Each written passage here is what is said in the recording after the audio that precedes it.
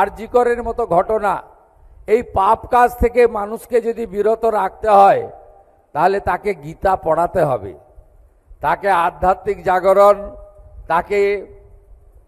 তাকে সেই জায়গায় জাগরণ ঘটাতে হবে এবং গেরুয়া রঙের মাহাত্ম্য তাকে বোঝাতে হবে। গেরুয়া রং কোনো রাজনীতির রং নয়, এই রং শৌর্যের রং, ত্যাগের রং, এই রং কৃচ্ছ সাধনের রং। শুধু কপালে চন্দনে চর্চিত করলে হবে না। আমি মনে করি এই সমস্ত প্রতিষ্ঠানকে আমাদের আরো সুন্দর এবং ব্যবস্থাময় করে তুলতে হবে, সরকারের এটা দায়িত্ব। আমরা দেশের প্রধানমন্ত্রী নরেন্দ্র মোদীজিকে দেখেছি, তিনি অবহেলায় পড়ে থাকা মা অন্নপূর্ণার প্রতিমা কানাডা থেকে নিয়ে এসে প্রতিষ্ঠা করার কাজ করেছেন। আমরা দেশের প্রধানমন্ত্রী নরেন্দ্র মোদীকে দেখেছি আদিগুরু শঙ্করাচার্যের সমাধিস্থান যখন হড়পা বানে ভেসে গেছিল কেদারধাম বদ্রীধামে, তিনি তার পুনর্নির্মাণ করে দিয়েছিলেন। আমরা দেখেছি দেশের প্রধানমন্ত্রীকে মা গঙ্গার সঙ্গে কাশী বিশ্বনাথের করিডর, সেই বিশ্বনাথ ধামের সঙ্গে তিনি সম্পূর্ণ করার কাজ করেছেন। আমরা দেখেছি নরেন্দ্র মোদীজিকে উজ্জয়িনী মহাকাল মন্দিরকে তিনি কিভাবে উন্নয়নের ফলে ফুলে পল্লবিত সুশোভিত করেছেন ভক্তকুলের আরও সুবিধা করে দেওয়ার জন্য। আমরা দেখেছি নরেন্দ্র মোদীজিকে যে তিনি আমাদের সনাতনীদের 500 বছরের লড়াই শেষে সুপ্রিম কোর্টের রায়ে অযোধ্যার রাম মন্দির জনগণের কাছে উৎসর্গকৃত করেছেন এবং যে মন্দির নির্মাণ কোনো সরকারি অর্থে হয়নি, ওটা পৃথিবীর হিন্দুরা তাদের সাধ্যমতো নিধি দিয়েছেন। বিশ্ব হিন্দু পরিষদ সে নিধি সংগ্রহ করে সেই মন্দির নির্মাণ করেছেন। যে অযোধ্যার মন্দিরের জন্য প্রায় 3 লক্ষ মানুষ হিন্দু তারা আত্মবলিদান দিয়েছেন, 85 বার মুঘল পাঠান হানাদারদের আক্রমণে ক্ষতবিক্ষত হয়েছে ভগবান রামচন্দ্রের পূর্ণ জন্মভূমি।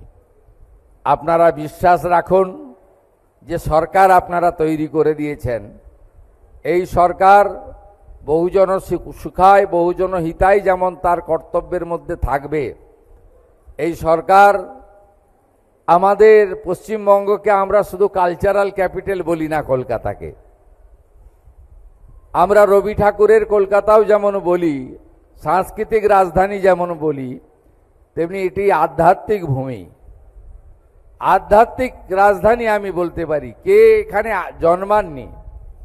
ঠাকুর রামকৃষ্ণ দেব থেকে প্রভু শ্রী চৈতন্য দেব, স্বামী বিবেকানন্দ থেকে শুরু করে আজকে যিনি এই মন্দিরের প্রতিষ্ঠাতা করেছেন তাকেও আমি প্রণাম করলাম, মাতাজিকে প্রণাম করলাম।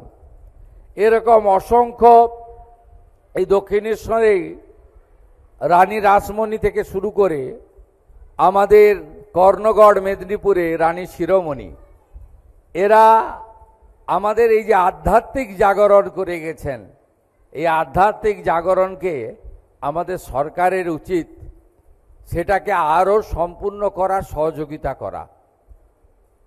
আমরা দেখেছি এই ধরনের প্রতিষ্ঠানগুলি শিক্ষা প্রতিষ্ঠান চালায়।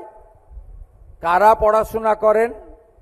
যারা অর্থনৈতিকভাবে দুর্বল, যাদের বাড়িতে অর্থ দিয়ে কোনো প্রাইভেট স্কুলে বা কোনো ইংলিশ মিডিয়াম স্কুলে পড়াতে পারেন না, যাদের বাড়ির বাচ্চাদের স্কুলের ড্রেস থেকে বইপত্র কিনে দেওয়ার অর্থনৈতিক সামর্থ্য নেই, এই ধরনের শিক্ষা প্রতিষ্ঠানও চালায়। প্রত্যেকটি সনাতনী যে প্রতিষ্ঠান আছে আপনি লক্ষ্য করবেন এরা 4 ধরনের কাজ করে।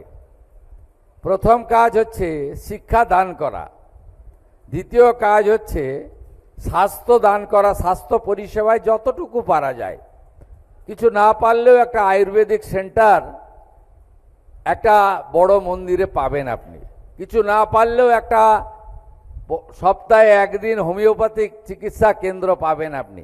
এটা আমাদের সনাতনী প্রতিষ্ঠানগুলোর কালচার।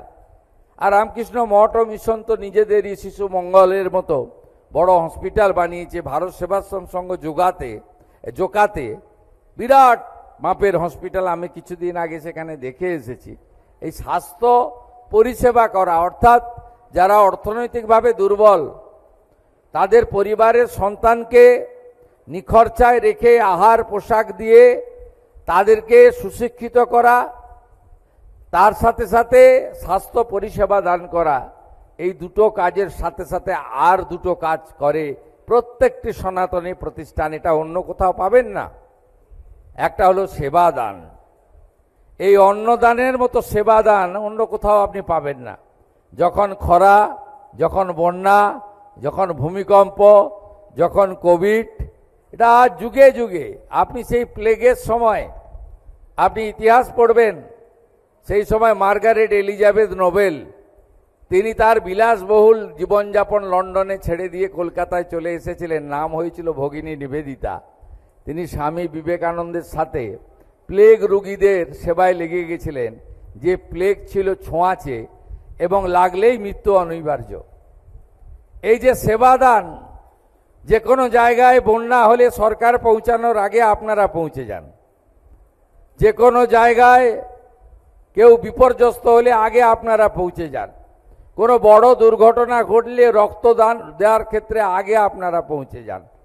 এই মানসিকতা প্রত্যেকটি সনাতন প্রতিষ্ঠানের রয়েছে, অর্থাৎ সেবা দান করা। চতুর্থ যেটা প্রয়োজন রয়েছে, মানুষ তার নিজের মধ্যে যদি হুঁশযুক্ত মানুষ হতে পারে, তাকে তার ধর্মীয় জাগরণ দরকার রয়েছে, তার আধ্যাত্মিক জাগরণের দরকার রয়েছে। তাহলে পাপবোধ থাকবে, খারাপ কাজ থেকে বিরত থাকবেন। এই যে ছোট ছোট শিশু কন্যা থেকে শুরু করে আরজিকরের মতো ঘটনা, এই পাপ কাজ থেকে মানুষকে যদি বিরত রাখতে হয়, তাহলে তাকে গীতা পড়াতে হবে, তাকে আধ্যাত্মিক জাগরণ, তাকে সেই জায়গায় জাগরণ ঘটাতে হবে এবং গেরুয়া রঙের মাহাত্ম্য তাকে বোঝাতে হবে। গেরুয়া রং কোনো রাজনীতির রং নয়। এই রং শৌর্যের রং, ত্যাগের রং, এই রং কৃচ্ছ সাধনের রং, এই রং সংযম ব্রতের রং। তাই আমি এই প্রতিষ্ঠানে এসে আমি আমার অন্তর থেকে শ্রদ্ধা নিবেদন করলাম। মহারাজ আমাকে বলেছেন যে এখানকার শিক্ষা প্রতিষ্ঠানগুলো খুব কষ্টে চলছে, আমি যা করার করব। কথা কম বলা উচিত, কাজ বেশি করা উচিত। আমি কয়েকদিন আগেই আমাদের বিদ্যুৎ দপ্তরের WBSEDCL অনেক টাকা লাভ করেছে, আমি দেখছিলাম। আমি তাদের বললাম যে কত টাকা লাভ করেছেন? না, অনেক টাকা আমাদের লাভ হয়েছে এবারে। কি করবেন চিন্তা করছেন? বলছে আমরা 1000 ICDS সেন্টারে আমরা কিচেন বানিয়ে দেব। কি করবেন ঠিক করেছেন? না, পুরুলিয়া, বাঁকুড়া, ঝাড়গ্রামে। আমি ওদের বললাম সব স্কুলে ফ্যান লাগিয়ে দেব, গরমে খুব কষ্ট হয়। বীরভূম প্রথম, ওখান থেকে শুরু করুন। সকলেরই কষ্ট হয়, কিন্তু বেশি কষ্ট ওদের হয়, 45, 46, 47 ডিগ্রি হয়ে যায়। আমি বললাম আরও করুন, বালিকা বিদ্যালয়, বালিকা কলেজগুলোতে স্যানিটারি ভেন্ডিং মেশিন লাগিয়ে দিন। আরও কত টাকা আপনাদের উদ্বৃত্ত? মুখ্যমন্ত্রী রিলিফ ফান্ডে টাকা দিন, যাতে আরও সেবা করতে পারি। যে মানুষ চিকিৎসা করাতে পারছে না তাকে অর্থ সাহায্য করতে পারি। আরও কিছু উদ্বৃত্ত আছে বলে আছে। তাহলে স্বামী বিবেকানন্দের জন্মস্থান সিমলা তারা ঠিকঠাক চালাতে পারছে না, তাদের 15 কোটি টাকার দরকার রয়েছে। তা আপনারা পারবেন? বলছে না স্যার, পারবো না অতটা। ঠিক আছে, প্রথম বছর 5 কোটি অন্তত দেন। আমি 5 কোটি টাকার চেক তাদের হাতে তুলে দিলাম CSR এর মাধ্যমে। আমি এই প্রতিষ্ঠানের জন্য যা করার করব। শিক্ষা প্রতিষ্ঠানগুলো সরকারের পক্ষ থেকে আমি দেখব, আর অন্যান্য যা কর্মসূচি আছে CSR এ আমি রেকমেন্ড করব যাতে এখানে কাজ আরও করে। আমি সেই শিক্ষা প্রতিষ্ঠানের মধ্যেই পড়ছে প্রাইমারি স্কুলগুলো। আপনারা সবাই ভালো থাকবেন। অনেকটা সময় নিলাম, বিধানসভা চলছে, আমাকে ওখানে যেতে হবে, অনুমতি নিলাম। আরেকদিন আসবো, হঠাৎ করে আসবো, এসে প্রসাদ খেয়ে যাব। আপনারা সবাই খুব ভালো থাকবেন, প্রতিষ্ঠানকে বাড়িয়ে নিয়ে যাবেন। আর প্রভু আপনি শরীর মন শক্ত রাখবেন। বয়সটা শুধু হচ্ছে গুণ, ওই কেডি আঙুলি নাম্বার। আপনি এখনো হৃদয় মনে আমি মনে করি যুবক আছেন। আপনার নেতৃত্বে এই প্রতিষ্ঠানে গিয়ে চলুক। কুশলদা আমাদের সবাইকে চেনেন, শুধু আমাকে নয়, একদম কেন্দ্রীয় স্বরাষ্ট্রমন্ত্রী থেকে শুরু করে সবাই ওনার গুণগ্রাহী। আপনাকে আমার কাছে যেতে হবে না, আমি একদিন আপনার কাছে আসছি। ভালো থাকবেন সবাই। জয় ঠাকুর, ভালো থাকবেন। ভারত মাতা কি জয়। ভারত মাতা কি জয়। 15ই আগস্ট আসছে, সব বাড়িতে তেরঙ্গা, হর ঘর তেরঙ্গা, দিল সে তেরঙ্গা, প্যার সে তেরঙ্গা। সবাই ভারত মাতাকে সম্মান করবেন, বাড়িতে পতাকা তুলবেন।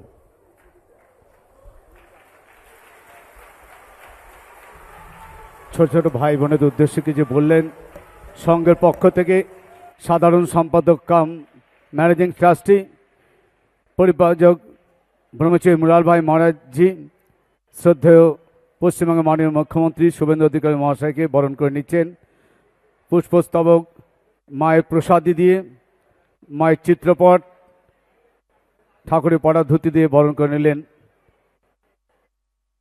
আমরা সত্যি ধন্য।